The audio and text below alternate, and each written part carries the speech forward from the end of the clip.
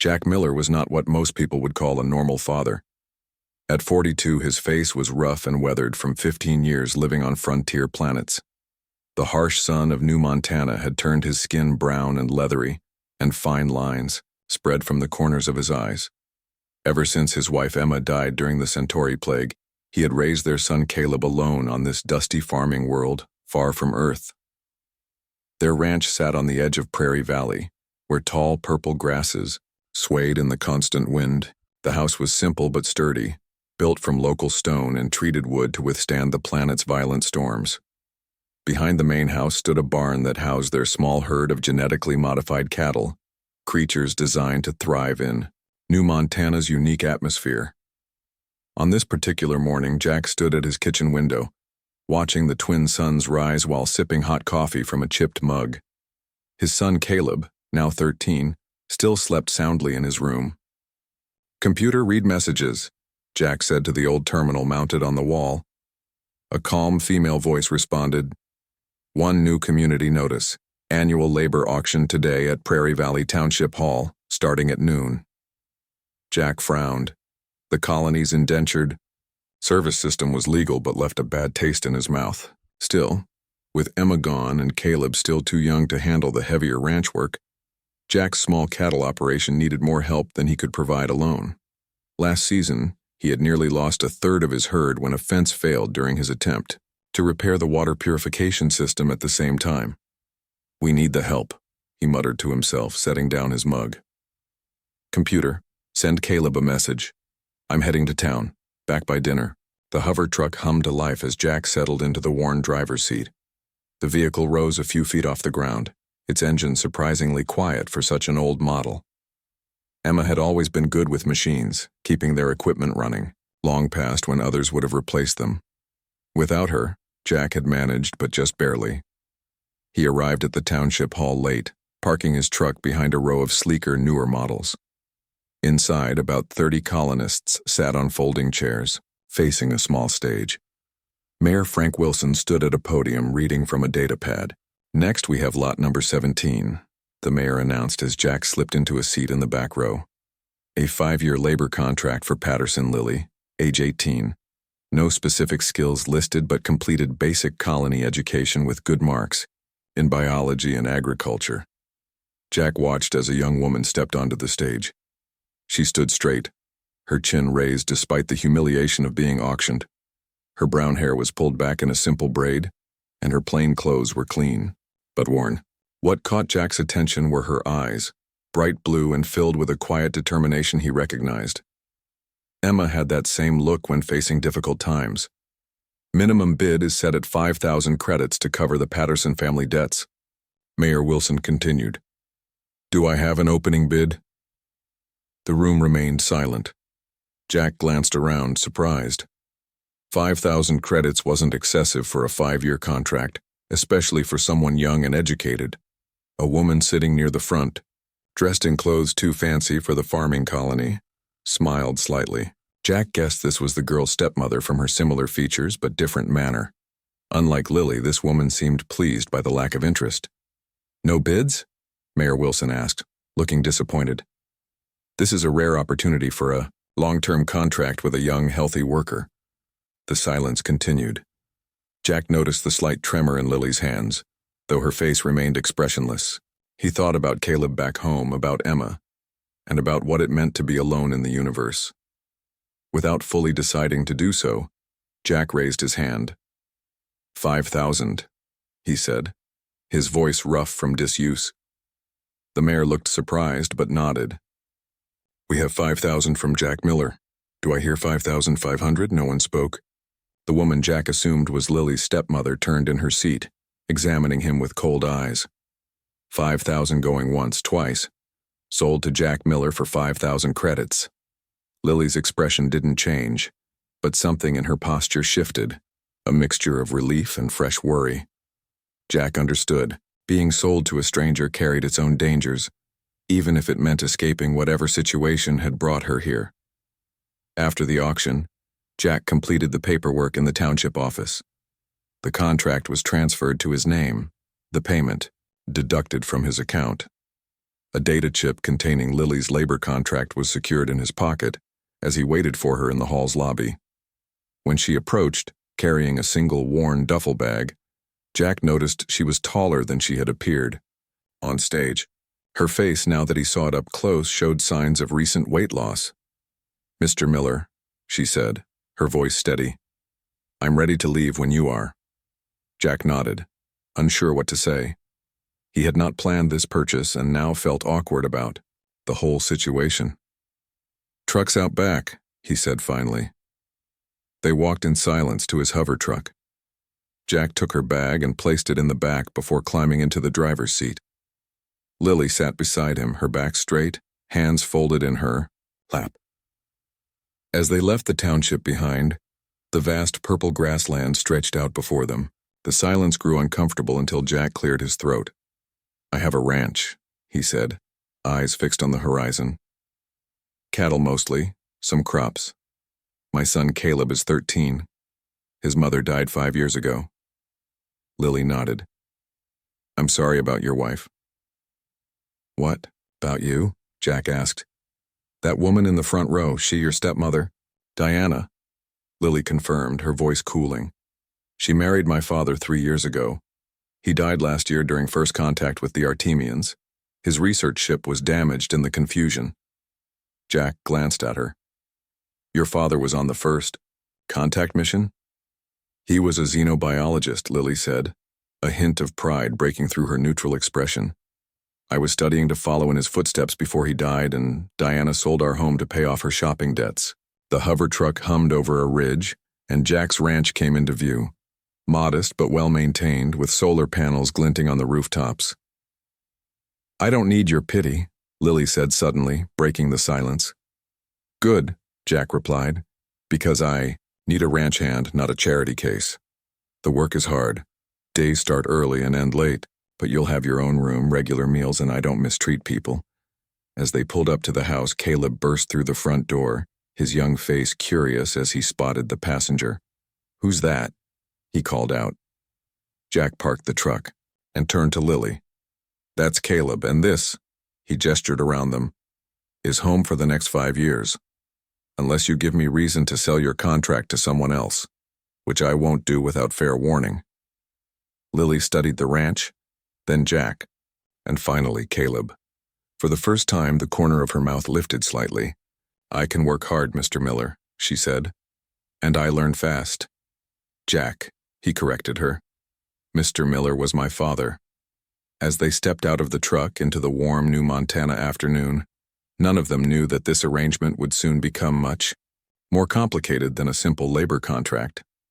The winds of change were blowing across the galaxy, and this small ranch would find itself at the center of events that would reshape the relationship between humans and the stars.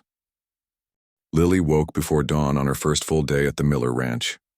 The small bedroom Jack had given her was plain but comfortable, with a real wooden bed frame and a window that faced east toward the rising twin suns.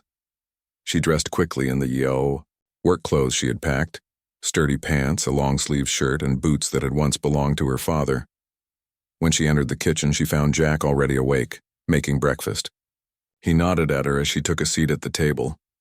"Sleep okay?" he asked, placing a plate of eggs and toast in front of her.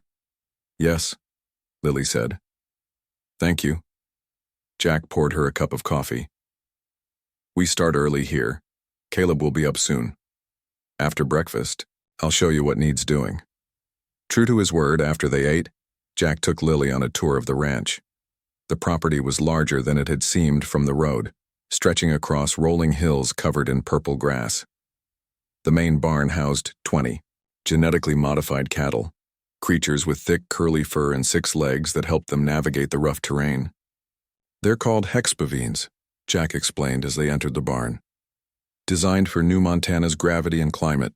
They eat the native grass, which would poison earth cows, and their milk has extra protein to help colonists stay healthy in this atmosphere." Lily approached one of the animals cautiously. It turned its large head toward her, sniffing with wide nostrils. "They're gentle enough," Jack said, "but strong. One kick could break your ribs. Always approach from the front where they can see you.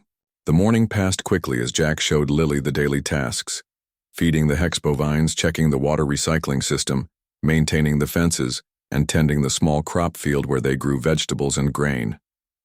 Most important job is keeping the herd safe, Jack told her as they repaired a section of fence. Prowlers come down from the hills sometimes at night. They're like wolves but bigger, with scales instead of fur. The fence keeps them out mostly. By midday, Lily's hands were blistered and her back ached. She had grown up in the colony's main settlement and had little experience with physical labor. Still, she worked without complaint, determined to prove her worth. When they returned to the house for lunch, they found Caleb at the computer terminal, completing his remote school lessons. The boy had been quiet around Lily so far, watching her with curious but cautious eyes. "How's school?" Jack asked his son. "Boring," Caleb replied. "We're studying Earth history again." "Earth history is important," Jack said, ruffling the boy's hair. Even out here, Lily prepared sandwiches for lunch, moving carefully in the unfamiliar kitchen. As they ate, she noticed Caleb studying her. "Did you go to school in town?" he finally asked. Lily nodded. "Yes, I graduated last year." "Were you good at science?" Caleb asked. "I hate science class." "I liked it," Lily said.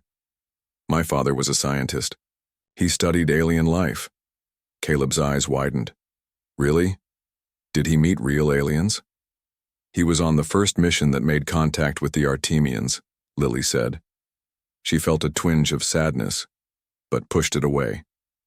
"He sent me pictures before his ship was damaged." "Do you have them?" Caleb asked eagerly. "The pictures?" Lily shook her head. "My stepmother sold most of my father's things after he died." Jack, who had been quiet during this exchange, cleared his throat. "Time to get back to work. Caleb, finish your lessons. Lily, I'll show you how to check the perimeter sensors." That afternoon, Jack took Lily to the far edge of the property in the hover truck. The land here rose into rocky hills, and the purple grass grew sparse. Jack pointed to small devices mounted on poles every 100 meters along the boundary. "Motion sensors," he explained. "They alert us if anything large crosses onto our land. They need regular maintenance because the dust gets in them." As they worked on the sensors, Lily noticed Jack watching her carefully. Not in a way that made her uncomfortable, but with assessment, as if taking her measure. "You're doing better than I expected," he said finally. "Most town people can't handle ranch work." "I'm not most people," Lily replied, tightening a bolt on the sensor housing. Jack almost smiled. "No, I don't think you are." When they returned to the ranch, dark clouds were gathering on the horizon. Jack frowned as he studied the sky. "Storm coming," he said. "They move fast here. We need to get the herd into the barn." Lily followed Jack to the pasture where the hex bovines grazed. The wind had picked up, bending the purple grass. Jack showed her how to move behind the animals, guiding them toward the barn. "Steady," he called over the rising wind. "Don't rush them or they'll scatter." Lily tried to follow his example, but when she approached a young hex bovine, it bellowed and bolted away from her. 2 others followed, heading toward the far fence. "I'll get them," Jack shouted. "Keep moving the others." Lily managed to guide most of the herd into the barn, but by the time Jack returned with the strays, the storm was nearly upon them. They closed the heavy barn doors just as the first dust-filled gusts hit. "We'll have to wait it out," Jack said, brushing dust from his clothes. "These storms can last minutes or hours." They sat on hay bales, listening to the wind howl around the barn. The hex bovines shifted nervously in their stalls, their 6 legs stamping the ground. "Thank you," Lily said suddenly. Jack looked at her. "For what?" "For buying my contract," she said. "Diana was going to sell it to Mr. Peterson if no one bid." Jack's expression darkened. "Ben Peterson, the mining supervisor?" Lily nodded. "He's been trying to marry me since my 18th birthday," Diana encouraged him. "He's older than I am," Jack said, his voice tight with disapproval. "Diana didn't care about that," Lily said. "She just wanted to clear her debts and get rid of me. She never wanted a stepdaughter." The wind screamed around the barn, making the walls creak. One of the hexpo vines mooed loudly and Jack stood to check on it. "You're safe here," he said over his shoulder as he walked away. "I don't sell people to men like Peterson." When the storm finally passed an hour later, they emerged to find the landscape transformed. A layer of red dust covered everything, and 2 fence sections had blown down. "It could be worse," Jack said, surveying the damage. "Last big storm took the roof off the house." Caleb came running from the main house, his face excited. "Was that your first dust storm?" he asked Lily. She nodded, brushing red dust from her hair. "We get them all the time," Caleb said proudly. "Dad says they're part of living on New Montana." As they worked to repair the fences before nightfall, Lily realized that despite the hard work and harsh conditions, she felt more at ease than she had in years. On the Miller Ranch, she was valued for her labor, not seen as a burden or a commodity to be traded. That night, as New Montana's 3 moons rose over the ranch, Lily sat on the porch steps, looking at the stars. Jack joined her, offering a mug of hot tea. "Tomorrow we need to check the southern pasture," he said. "The storm might have damaged the irrigation pipes." Lily nodded, accepting the tea. They sat in comfortable silence as the night settled around them. 2 people brought together, by circumstance neither yet aware of how their lives would soon be changed forever. 6 months passed on the Miller Ranch. The hot season gave way to the cool season, and the purple grass of the plains turned a deep blue. Lily had grown stronger from the daily work, her hands no longer blistering with each new task. She had learned to ride the ranch's 2 hover bikes, to repair the solar collectors, and to predict New Montana's sudden weather changes by watching the behavior of the hexpo vines. More importantly, she had found her place within the small family.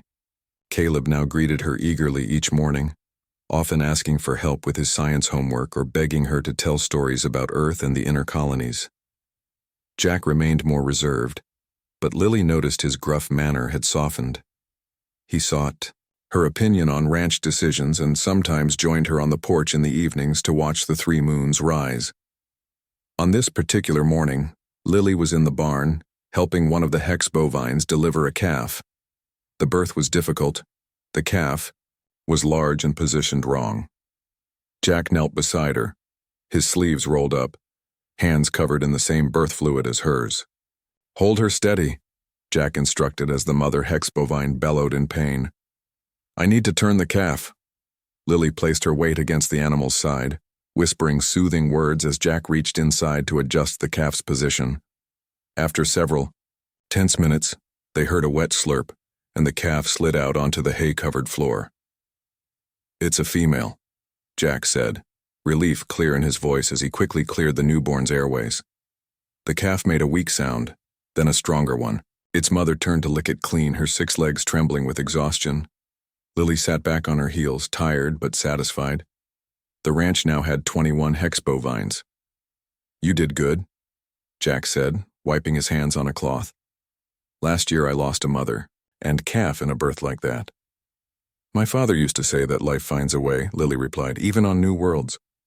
They cleaned up and left the mother and calf to bond, walking together toward the house for lunch. As they approached, they saw an unfamiliar shuttle landing in the front yard. Its sleek design and government markings stood out starkly against the weathered ranch buildings. "Were you expecting visitors?" Lily asked, feeling suddenly nervous. Jack shook his head, his expression darkening. "No, stay behind me."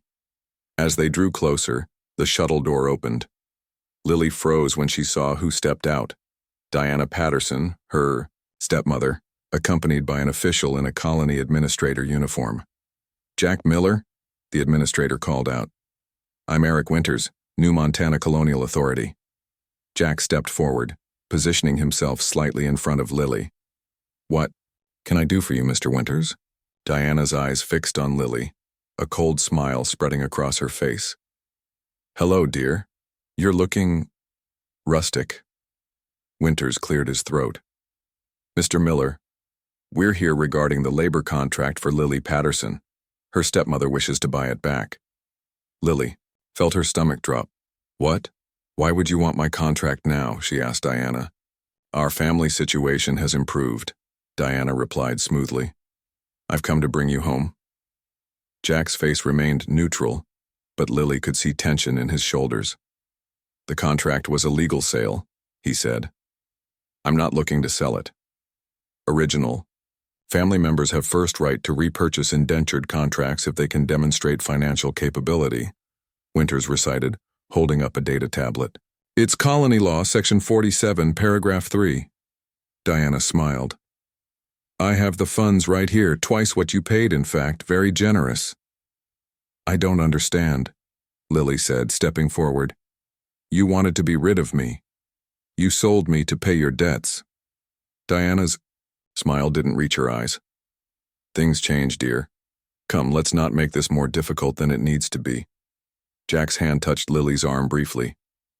Maybe we should continue this discussion inside, he suggested, his voice level despite the obvious tension. Inside the house, Caleb was working on his lessons. He looked up in surprise at the visitors, his eyes growing wide when he recognized Diana from the auction months ago. Caleb, please go to your room for a bit, Jack said gently. The boy hesitated, looking at Lily with concern. Is everything okay? It's fine, Lily assured him, though she felt far from fine. Just grown-up talk. Once Caleb had reluctantly left, Jack faced Winters and Diana across the kitchen table. Now, explain why you suddenly want Lily's contract back after 6 months. Winters adjusted his uniform collar, clearly uncomfortable. As Mrs. Patterson said, their financial situation has changed. Tell him the real reason, Diana, Lily said, her voice steady despite her inner turmoil. What does Mr. Peterson have to do with this? Diana's smile faltered slightly. Ben Peterson has expressed interest in marrying you, Lily. He's willing to pay handsomely to acquire your contract, with plans to terminate it immediately upon your marriage. As your legal guardian, until you turn 21, I've accepted his proposal on your behalf. She's 18, Jack said, his voice hardening. She can make her own decisions about marriage. Not under colony law regarding indentured servants, Winters interjected. During the contract period, marriage decisions for those under 21 require guardian approval. Mrs. Patterson remains her legal guardian. Jack's hands clenched on the table. This doesn't sound legal. I assure you it is, Diana said. The law was designed to prevent exploitation of young indentured workers, but it works both ways. She turned to Lily. You should be grateful. Ben Peterson is wealthy, respected. No more ranch work or sleeping in a shack. I won't marry him, Lily said firmly. I don't love him. I barely know him. Diana waved her hand dismissively. Love is a luxury, dear. Security is what matters. Jack stood suddenly, his chair scraping against the floor. I need to review the contract before making any decisions. Colony law also states that labor contract transfers require a review period. Winters nodded reluctantly. That's correct. You have 3 days to review the offer and decide. Then we'll take those 3 days, Jack said. In the meantime, Lily stays here. Diana looked like she wanted to object, but instead rose gracefully. Very well. We'll return in 3 days with payment. Come, Mr. Winters. After they left, Lily sank into a chair, her legs suddenly weak. She can't do this, can she? Force me to marry Peterson? Jack sat beside her, running a hand through his hair. I don't know, Lily. Colony law out here is complicated, especially regarding indentured contracts. Caleb appeared in the doorway, his young face worried. Are they taking Lily away? No, Jack said firmly. Not if I can help it. That night, after Caleb went to bed, Lily found Jack in his small office, surrounded by legal documents on his computer screen. Any luck? She asked quietly. Jack looked up, his face tired. Maybe. There might be a way to contest Diana's guardianship. Your father's will.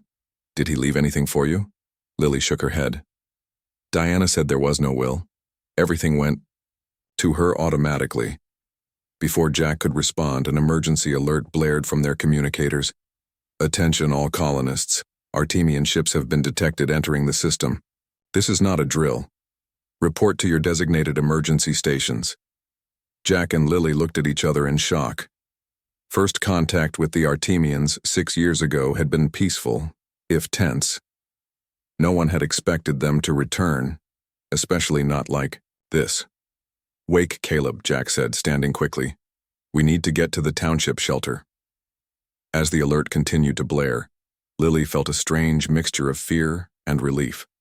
The Artemians might mean danger, but they had also just pushed Diana and her marriage plans out of immediate concern. Little did she know, the aliens would soon change her life in ways she never could have imagined. The colony's main settlement was chaos when Jack, Lily, and Caleb arrived. People rushed through the streets carrying bags and boxes toward the underground shelters. Emergency lights flashed on every corner, and the warning siren continued to wail. Jack parked the hover truck in front of the community center and turned to Caleb. "Stay close," he said, his voice firm but calm. The boy nodded, his face pale but brave. Inside the center, the colony's leaders had set up an emergency command post. Screens on the walls showed images of the Artemian ships, 5 large vessels, hovering just beyond New Montana's orbit. Mayor Wilson stood at a central table, speaking urgently with several officials. "All able-bodied adults with military experience report to Sector 3, a voice announced over the speakers. "Repeat, all adults with military experience to Sector 3. Jack turned to Lily. "I served in the Earth Alliance before becoming a colonist. I have to go." "What about us?" Caleb asked, grabbing his father's hand. "You and Lily will stay in the shelter." "With the other civilians," Jack said, kneeling to look his son in the eyes. "I'll come back as soon as I can." Lily felt her heart pounding. "Jack, wait. What if something happens to you? What about Diana and the contract?" Jack pulled a data chip from his pocket and pressed it into her hand. "I prepared this last night. It transfers conditional ownership of your contract to Caleb if anything happens to me. This legally emancipates you if I don't return. Diana can't touch you then." "Dad, you have to come back," Caleb said, his voice breaking. Jack hugged his son tightly. "I'll do my best, buddy." He looked up at Lily, his eyes conveying what he couldn't say in front of Caleb. "Take care of him." "I will," Lily promised. "Be careful." As Jack walked away to join the other volunteers, Lily led Caleb to the shelter entrance. She clutched the data chip tightly, hoping she would never need to use it. The next 3 weeks passed in a haze of fear and uncertainty. The colony entered a state of emergency lockdown as communications were established with the Artemian ships. Lily and Caleb, along with other civilians, were eventually allowed to return home, but told to stay alert for evacuation orders. With Jack gone, Lily took full responsibility for the ranch. Each morning, she and Caleb checked the news updates, hoping for information about the militia members. The reports were vague. Negotiations ongoing, defensive positions established, situation tense but stable. One morning, as Lily and Caleb were repairing irrigation lines in the southern field, the sky above them erupted in light and sound. Looking up, they witnessed a dramatic aerial battle. An Artemian scout ship, pursued by 3 human fighters, broke through the cloud cover directly over the ranch. "Get down!" Lily shouted, pulling Caleb to the ground as energy weapons fired overhead.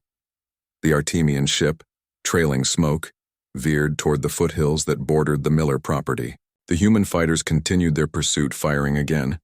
The alien craft shuddered, then plummeted to the ground beyond the ridge, crashing in a burst of blue-white light. "Was that an Artemian ship?" Caleb asked, his voice shaking as they watched. The human fighters circle once, then fly back toward the main settlement. "Yes," Lily said, helping him to his feet. "Come on, we need to get back to the house." At the house, Lily checked the emergency broadcasts. The message was brief. "Artemian, scout ship downed in Sector 7. All civilians avoid the area. Defense forces en route." Lily paced the kitchen, thinking hard. Sector 7 included the foothills beyond their property, where the ship had crashed. That was at least 30 minutes away from the main settlement by hover vehicle. If there were survivors, a memory surfaced, her father's voice excited as he described his research. "The Artemians are more like us than anyone expected, Lily. They breathe a similar atmosphere. Their biology has parallels to ours. If we could just communicate better, we might find we have more in common than differences. Caleb, she said suddenly, stay with the house. Monitor the emergency channel and call me if anything changes. Where are you going? The boy asked. Alarmed, Lily grabbed a medical kit and Jack's old translator device from his office. To the crash site. There might be survivors. That's dangerous, Dad would say to stay here. Your dad would help if he could, Lily said, checking the battery on the translator. My father dedicated his life to understanding the Artemians. If I can help a survivor, maybe I can prevent more fighting. Caleb looked torn. What if they're dangerous? Then I'll leave immediately, Lily promised. But my father's research showed they're not naturally aggressive. This conflict is based on misunderstandings. I'm coming with you, Caleb declared. No, Lily said firmly. Someone needs to stay here in case your dad calls or comes home.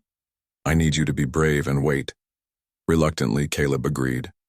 Lily took one of the hover bikes and headed toward the foothills, following the trail of smoke still visible in the clear sky. The crashed ship had carved a deep gouge in the rocky ground. Blue flames still flickered around parts of the wreckage, and strange-smelling smoke drifted in the air. Lily approached cautiously, the medical kit slung over her shoulder. Hello? She called, knowing it was useless but unsure how else to announce her presence. I'm here to help. A movement caught her eye, a panel on the side of the ship sliding partially open. Lily froze as a figure emerged, stumbling and falling to the ground. The Artemian was smaller than she had expected, perhaps the size of a human teenager. Its skin was pale blue with patterns of darker blue across the arms and face. Two large, multifaceted eyes dominated its face, currently narrowed in what might have been pain. Lily slowly activated the translator, which beeped as it searched for compatible language patterns.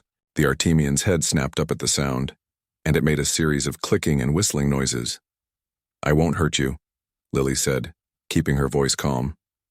I want to help. The translator hummed, then produced a rough approximation of the Artemian's sounds. The alien responded with more clicks and whistles, which the translator struggled to process. Lily noticed a dark blue fluid leaking from a wound on the Artemian's leg. Slowly, she opened the medical kit and took out a bandage. She pointed to the wound, then to the bandage, trying to communicate her intentions. The Artemian watched her warily but didn't move away when Lily carefully approached. As she bandaged the wound, she spoke softly, allowing the translator to work. My father studied your people, she said.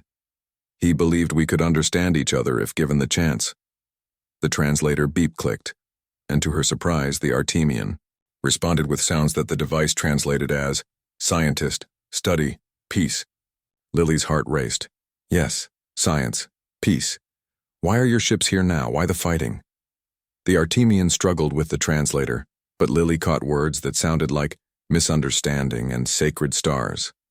Before she could ask more, the sound of approaching vehicles reached them. The Artemian tensed, looking ready to flee despite its injury. Wait, Lily said urgently. Let me help explain. This conflict can be stopped. The Artemian hesitated, then reached out one four-fingered hand to touch the translator. It spoke again, this time more slowly, allowing the device to better process its language. Mining ships, your people, sacred space, ancestors sleep there.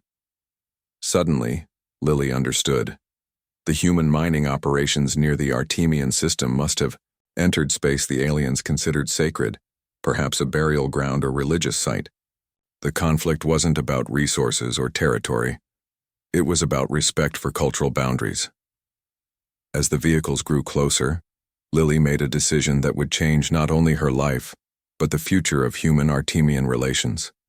She would bridge the gap between the two species, just as her father had dreamed of doing. 2 weeks after the Artemian ship crashed, Jack Miller returned home to find his ranch transformed. Where once there had been a simple family farm, there was now a makeshift diplomatic outpost. 2 temporary structures had been erected near the Yao main house, one serving as quarters for a small team of human scientists and diplomats, the other adapted to accommodate Artemian visitors. Jack stood in the yard, dusty and tired from his time with the militia, staring in disbelief at the scene before him. Colonial officials moved purposefully between buildings. In the shade of the barn, an Artemian sat across from Lily, both of them speaking into translation. Devices. Dad. Caleb's shout broke through Jack's confusion. The boy ran from the house and threw himself into his father's arms. "Hey, buddy," Jack said, hugging his son tightly. "You okay? What's happening here?" "Lily saved everyone," Caleb said, his eyes bright with excitement. "She talked to the Artemian from the crashed ship and found out why they were mad at us. Now the fighting's stopped." Before Jack could respond, Lily approached, her face lighting up at the sight of him. "Jack, you're back." She hesitated, then stepped forward to hug him briefly. "We were so worried." Jack returned the hug awkwardly, still trying to process everything. "Someone want to explain all this?" Governor Phillips, the head of the new Montana colony, walked over to join them. "Mr. Miller, your ranch hand has become the colony's most valuable citizen." The woman extended her hand. "Your property is now the center of our peace negotiations. I hope that's acceptable." Jack shook her hand automatically. "I don't understand. Last I heard, we were preparing for war." "Come inside," Lily said. "I'll explain everything." In the kitchen, which looked the same as when he'd left it, Jack sat at the table while Lily made coffee. Caleb sat beside his father, unwilling to leave his side. "After the scout ship crashed on your land," Governor Phillips explained, "Lily approached the survivor instead of waiting for the defense forces. Using her father's research and an old translator, she established initial communication. The Tiu Artemian's name is Tella," Lily added, setting mugs on the table. "She's a junior scientist separated from a research vessel. The attacking ships weren't a war fleet. They were trying to stop our mining operations in a region of space the Artemians consider sacred. A burial ground of sorts," Phillips continued. "We had no idea. The mining companies detected valuable minerals and started operations without realizing the significance." Jack looked at Lily with new appreciation.